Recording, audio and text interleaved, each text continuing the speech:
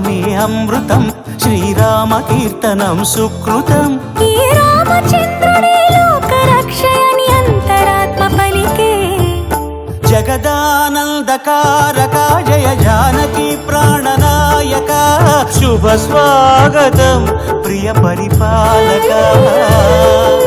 జగదానందకారక జయ జానకి ప్రాణనాయక శుభ స్వాగతం ప్రియ పరిపాలక మంగళకరమౌ నీరాక ధర్మానికి వేదిక అవుగాక మా జీవనమేక పావనమౌగాక